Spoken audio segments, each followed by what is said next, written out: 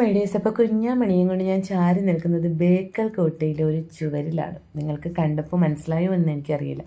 ഇതാണ് കാസർഗോഡ് ജില്ലയിലെ ബേക്കൽ കോട്ട.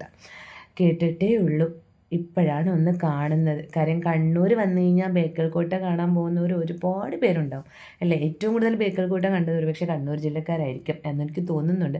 അപ്പോൾ എന്ത് തന്നെയാണെങ്കിലും ബേക്കൽ കോട്ട ആസ്വദിക്കാനായിട്ട് ഞാനും ഇതുപോലെ കണ്ണൂർ അമ്മായിയുടെ വീട്ടിൽ വന്നപ്പോൾ കാണാൻ വന്നതാണ്. കണ്ടു, തൃപ്തിയായി. വെയിൽ കൊണ്ട് മൊളിഞ്ഞു. അതന്നെ എൻ്റെ ദൈവമേ, എന്തൂരം സ്ഥലത്താണ് ഈ കോട്ടകൾ അവരിങ്ങനെ ഇങ്ങനെ ഇങ്ങനെ ഇങ്ങനെ നിർമ്മിച്ചിരിക്കുന്നത്. അതും വെട്ടുകല്ലുകൊണ്ട്. എന്തായാലും അതിമനോഹരമായ സംഭവമാണ്. കാര്യം അത്രയും നൂറ്റാണ്ടുകൾക്ക് മുന്നെയാണ് ഇത് കെട്ടിയതെന്നുള്ളതാണ്. അതും ഇത്ര മനോഹരമായി.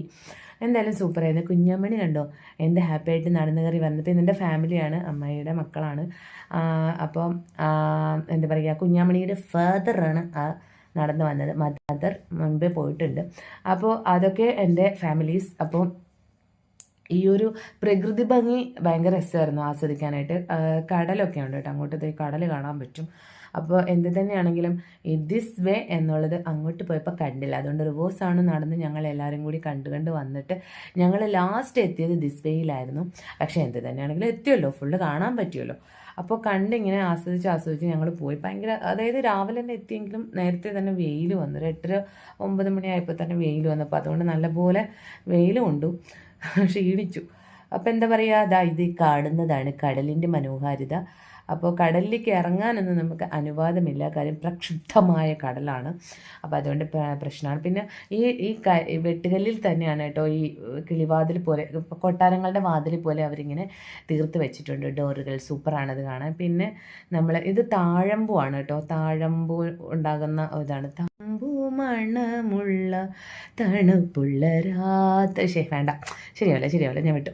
അപ്പോൾ എന്തായാലും കണ്ണുനീര് പോലത്തെ വെള്ളം ഇത് രണ്ടാമത് പിന്നെയും കണ്ടു. ഇത് 2-3 സ്ഥലത്തുണ്ട് കേട്ടോ ഇങ്ങനെ അവർ കിണർ പോലെ വെട്ടിയിരിക്കുന്നത്. അപ്പോൾ എന്താണെങ്കിലും എനിക്ക് ഒരുപാട് ഇഷ്ടമായി കേട്ടോ. കാര്യം പ്രകൃതി ഭംഗി നല്ല രീതിയിൽ ആസ്വദിക്കാൻ പറ്റി. കുഞ്ഞാമണി ഹാപ്പി ആയിരുന്നു എന്ത് തന്നെയാണെങ്കിലും.